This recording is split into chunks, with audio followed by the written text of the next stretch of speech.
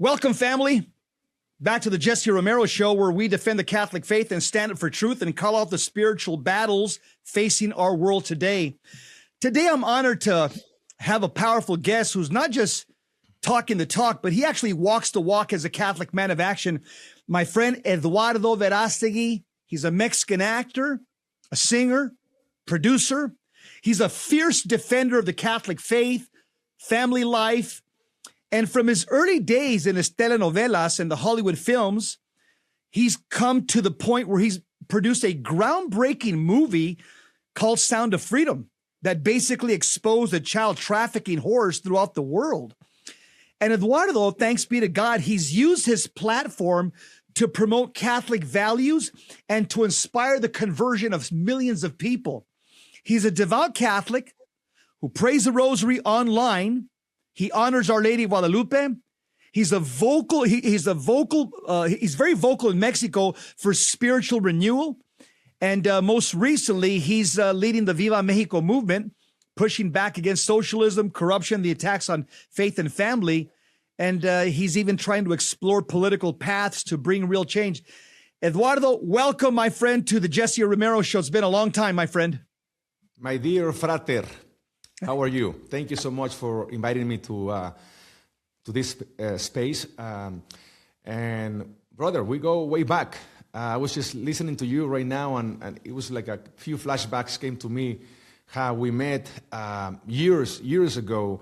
And my dear frater, that's how we call each other, hermano in Latin, brother in Latin. You have been such an amazing instrument that God has used for even my own formation.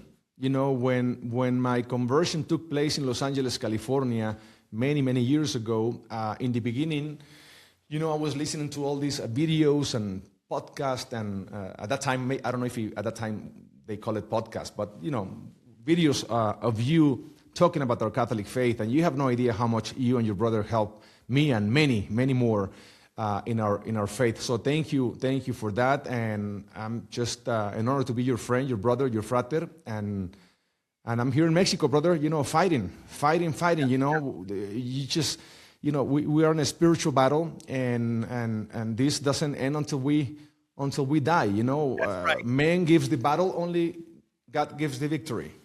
Amen. Eduardo, I remember when we met through a mutual friend called Father Juan Rivas from Yes. Los Angeles.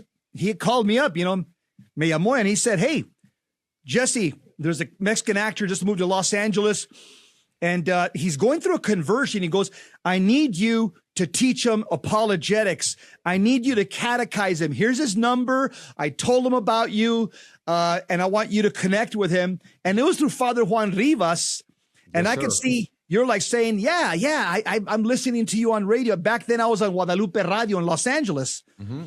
I was on Guadalupe Radio. I was also on Immaculate Heart Radio in Los Angeles. So I did have a big presence in Los Angeles through English and Spanish radio. So we connected, and I remember for several years on Sunday nights, I'd go to your place over in Hollywood, and I would just teach you biblical apologetics, Catholic apologetics, how to defend the faith. And you had a room full of people all the time. You know, a lot of your friends that were part of the Hollywood scene as well. And they were coming in, we were evangelizing them. I think we probably did that for about 5 years. Then I ended up moving to Arizona, Phoenix, Arizona, and you ended up moving back to Mexico. But I think, Anita tells me, my wife, we probably spent about the last 5 years in California together on Sunday nights at your place, teaching you Catholic apologetics, and you were just eating this stuff up. Remember? I remember. It was every week, brother. Every week we had 20, 30 people every week. You were very, very kind and very generous with your time and coming to see us. And it was beautiful, man. It was really, really beautiful because at that time, you know, I moved to Los Angeles because, you know the story. One day I was flying from Miami to Los Angeles, and I was with my manager, and I met this casting director, and who happens to be the VP of casting for 20th Century Fox. Make a long story short, he invited me to do an audition for a film And I told him, I don't speak English very well. Don't worry, 90% of the film, you're going to be sleeping, so you can do that. So I did the audition, I got the part, moved to LA, and then I met this wonderful English teacher, and she was coming literally every day almost, every 2 days for 3-4 hours, I was having this, how do you call it, she was like a dialect coach, English teacher, dialect coach. She was working with my accent. But not only that, she was using the Socratic method, asking me questions. She happens to be a very devout Catholic, practicing Catholic, and she was asking me questions, in English, of course, and I thought it was part of the class. And she was asking questions like, Eduardo, what is the purpose of life? How are you using your talents? Are you part of the problem or part of the solution? There is millions of Hispanics living in this country, in the United States, most of them Mexicans, like you. And it's very sad that many people in America, they think that your community is a threat to the democracy of this country, because we believe that you guys are what we see in film and television, the negative stereotype of Hispanics, where you guys are always, the worst of the worst, the cartel leaders, the bandidos, the thief, and if you're good looking, then you are the Don Juan, Casanova, Latin lover, playboy, womanizer, liar. So media influence how people think. So let me ask you a question. Are you part of the problem or part of the solution? And when I look back to see what kind of a projects I was involved, with tears in my eyes, I told her, I'm part of the problem. Okay, so you didn't know before, now you know. What are you going to do? And I made a promise to God. That I will never use my talents again to do anything that will offend my faith, my family, or my Hispanic culture. And after I made that promise, Jesse, I ended up not working for 4 years, and I lost everything. But look, before, I thought I had everything in one hand, but in the other hand, I had nothing. I was very empty. Something was missing. I didn't know what it was until I met this wonderful lady who changed my life. And then later, I lost everything, what I thought was everything, in one hand, but in the other hand, I found everything that really matters in life, which is God, And I realized that sometimes, our own dreams, they can become your worst enemies if those dreams are not in line with God's will in your life. So I started dreaming differently. And you have to be willing to die to yourself so Christ can be the king of your life. And everything changed. And that's when I met Father Juan Rivas. A few weeks later, I met you and your brother, and then you were, again, very kind to come to our office every week to give us a Bible study and apologetics, and we were on fire, man. I mean, it was like, it was just amazing. And everything that I learned from you and many others, I decided to move back to Mexico, because I moved to the United States to pursue the American dream. But then I realized, you know what? I need to go back to my country and start working, building the Mexican dream. I dream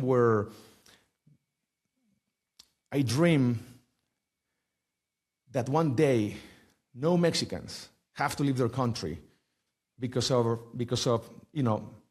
necessity, or because lack of opportunities, or because of whatever reasons, Unless you are on vacation, then okay.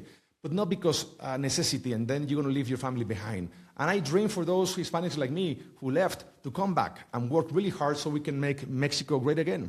And that's what I did. I moved back to Mexico in 2015 when I was doing Little Boy at that time. I came to Mexico to promote that movie. And then I was going to be only for 2 weeks in Mexico. And I never went back. I stay in Mexico, and it's been... I'm very grateful to the United States, because somehow the United States not only opened the door to my dreams, but that nation has been such an amazing blessing in my life. My conversion took place in Los Angeles, California, Our Lady Queen of the Angels, LA, and in English. So imagine, it's like I love my country. I love the United States. I think we're not just neighbors, we're brothers and sisters, and I think we need to make United States and Mexico and United States great again together. Amen. Eduardo, something that happened early on, I was talking to my brother Johnny, who was doing a Bible study, apologetics, Catholic Bible study for a friend of ours now, Kevin James, an actor in Hollywood as well. So Johnny was doing a Bible study for him on Wednesdays, every Wednesday for like 5 years as well. And then I'm over here on the other side of LA County with you in Hollywood, doing a Bible study for you on Sunday nights. So one day, me and Johnny's my brother for people who don't know. He's also an apologist, lives in Southern California. So me and Johnny are talking at my parents' house. And he says, he told me about, hey, the Bible study at Kevin James' house, and I'm meeting this guy and that guy on Wednesdays, UFC fighters. Then I told him about the Bible study that I was doing with you. I said, I'm meeting this person, that person, Karime Lozano, and other people. And then one day, me and Johnny, we just said, hey, why don't we introduce these guys? Can you imagine if these guys get to know each other and become friends, the amount of good they can do in Hollywood, that mutual relationship, both of them have had an interior conversion. They're hungry for the faith. And then so Johnny said, yeah, that's a great idea. So Johnny asked Kevin James, he goes, hey, you want to meet Eduardo Verástegui? He goes, yeah, I've heard about him. Isn't he that playboy from Mexico? You know, that Brad Pitt from Mexico. And Johnny goes, yeah. My brother Jess knows him well. He sees him every Sunday. He's changed. He's at a conversion. And then I asked you, hey, you want to meet Kevin James? You said, yeah, that funny guy. Yeah, I'd like to meet him. So Kevin set up a dinner at his house, and Johnny went and his wife. I went at my wife. You were there. That's the first time. Jim Caviezel was there, and you. And me and Johnny were just sitting back watching you, Jim Caviezel, and Kevin James talk for 2 hours about God and the faith and Hollywood. And me and Johnny looked at each other. We said, what? Yeah, because Johnny also invited Jim Caviezel. Johnny also, or maybe was it you? I'm not sure who brought him in. I brought Jim Caviezel that time. You brought him in. And I never thought can you imagine after that meeting, what happened later? We were, in pre-production of our movie, Little Boy, and Kevin was very kind to play a role in our movie.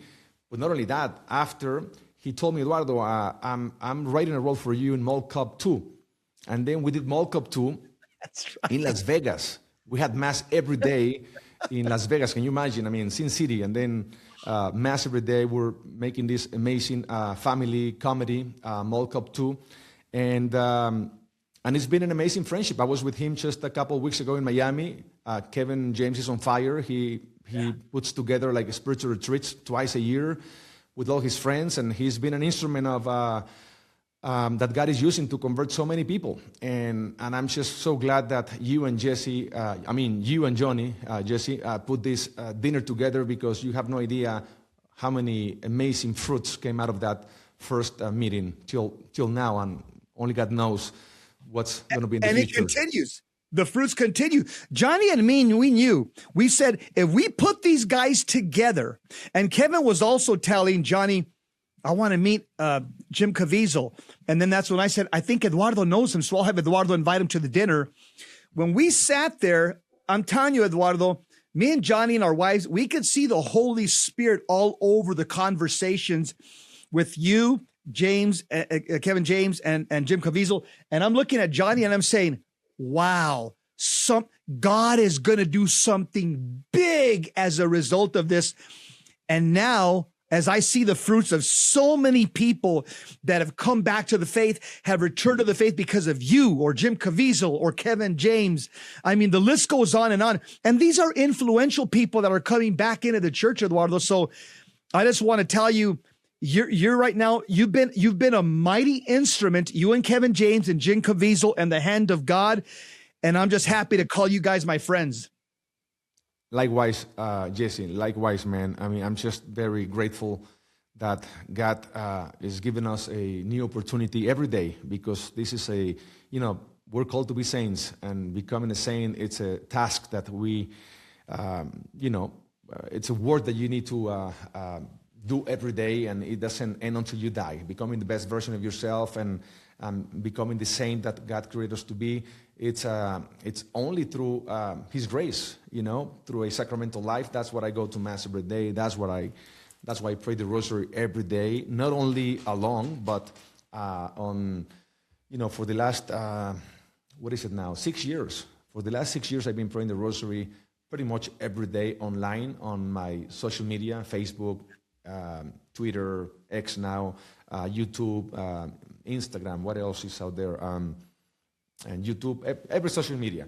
And it's been amazing, hundreds of thousands of people from all over the world and come together every day live to pray a rosary for the peace in the world, for our intentions, we pray for everybody. And it's been amazing. It's been amazing. This weapon is the most incredible weapon, spiritual weapon out there. And we need to pray the rosary every day until the last day. Que nos entierren con el rosario, hasta la tumba con el rosario, hasta el cielo con el rosario. So I'm very grateful and thank you for what you're doing too, because every day, brother, you're sharing the gospel to all your listeners and all your audience, and it's not about the conversion, it's the daily formation, because every day you're learning something different. So this never ends. Every day you have to be reading the Bible. Of course, going to Mass, which is the most important thing you can do for your soul, right? Daily communion, frequent confession, confesión frecuente, praying the rosary every day, reading the Bible every day, fasting, penance, and reading the life of the saints, our older brothers in the faith, so we can learn something from them. Serving people, helping people. That's the path that is going to take us to achieve the sanctity that God wants us to achieve. And Amen. That's the most important thing. Life is very short. You're born, you die, you take nothing with you except your actions, and then you have to answer to God. And that's why I think it's very important to know that, again, we're here. There's many battles: the political battle, the cultural battle. The most important battle is the spiritual battle. And at the end of the day, we're called to fight. Man is called to give the battle. Only God gives the victory. It's not about the results. It's about being faithful to God. As Mother Teresa said, we're not called to be successful. We're called to be faithful to God. That is our success. Now, if by being faithful to God, success comes, it's a blessing. Let's use that success as a mean to make a difference in the world. But if it doesn't come, never compromise your values, your principles, your faith in order to obtain what the world thinks success is, because that success doesn't come from God. So that's freedom, True freedom is not to do whatever you want. It's to do the right thing according to God's plan in your life. Eduardo, in 2013, you did something that really elevated my understanding of the spiritual battle that we're in. In 2013, you told me, hey, Jess, I'm inviting a priest called Father Chad Ripperger over to Los Angeles, to Hollywood, to give a lecture to a bunch of people, to like people that work in the Hollywood industry. I was teaching you on Sunday nights. So you said, hey, you're my apologetics teacher, so I want you to come on down. I know you don't work for Hollywood, but I want you to come down. So it was at the Family Catholic Theater, I think it was. Mm-hmm. Family Theater with Father Willie. First time I ever met him. His lectures were just like jaw-dropping. From that moment, I've maintained a relationship with Father Ripperger since 2013 to this very day. And in fact, even sometimes when I write things, and I blog or something and I share it with Father Ripperger, he goes, wow, this is good, Jess. I'm going to save it. So we've established a friendship. He's purified my understanding on spiritual warfare. Mm-hmm. And I know he's had a lot to do with your journey of faith as well. And Kevin's, can you talk a little bit about that? Oh, of course. Father Ripperger, top of the food chain. Another gift from God. He's a black belt, ninja, samurai. Yeah. He's from a different planet. Unbelievable priest, exorcist. And when he... can you imagine? The first time I met him is because a friend of mine told me, can he stay at your house? Can you host him? Because he's going to be in LA for 9 days for sure. One condition, can I put together a group of people and he can maybe give us like 1 or 2 hours every day, or maybe every 2 days while he's staying at my house? For sure. Okay, confirm. Deal. And he changed our lives. Yeah. As you said, he purify your understanding on this spiritual battle. And till today, he became my spiritual director. I talk to him very often. I meet with him very often. I've been with him, maybe in 20 spiritual retreats. And I watch his videos. Back in the days, he was not doing videos. He was very, he was underground. He was like undercover kind of thing. And now his videos are changing thousands of lives all over the world, and I recommend for you who are watching us right now, just go on internet and just, look for Father Chad Ripperger. He will change your life. It's different level, another level of a priest. And I spoke to him just a couple of weeks ago. We got to keep him in prayer, Eduardo, because he has a lot of enemies. I know. As they say in Spanish, le tienen celo. The people are very jealous of him because he's doing good work. Let me ask you. That was 2013. I can't imagine, man. It's been a while. It's been something. Time flies. I remember my conversion. I was 28 years old. It seems like it was a few years ago, and it's not. I'm 51 now. Wow. It's 1 second. The whole thing it's moving very, very, very fast. And but we're here.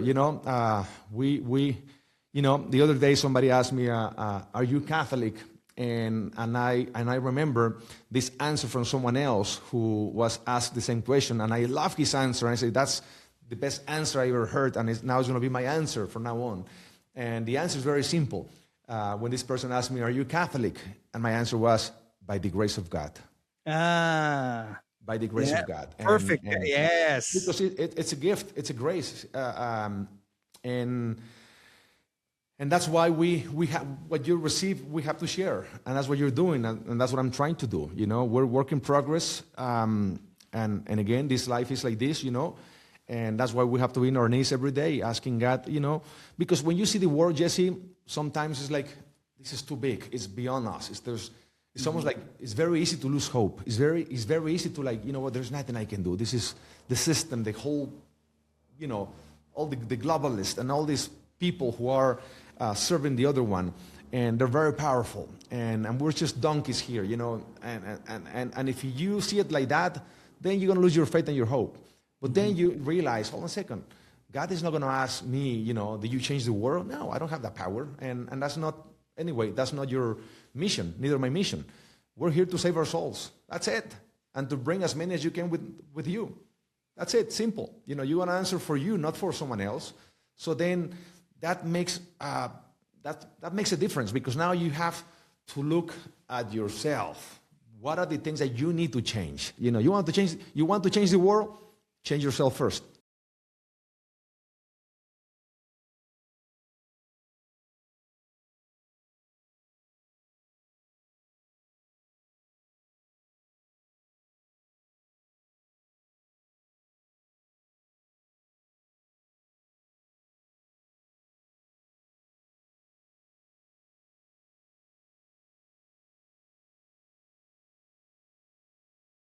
Hey, family, my name's Jess Romero.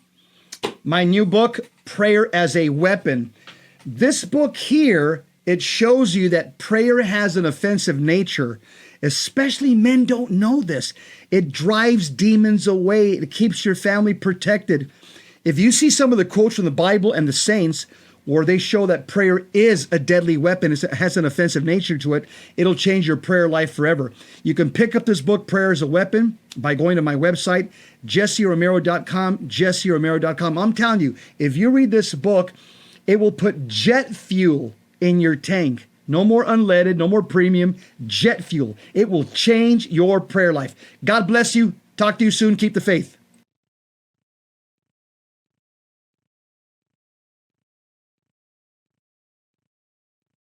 Thanks for tuning into today's episode. If you enjoyed the show, please hit that like and subscribe button to stay up to date with my latest content. We'd love to hear your thoughts, so drop us a comment or question. For more resources and to connect with us, visit jesseromero.com. Until next time, God bless you and keep the faith.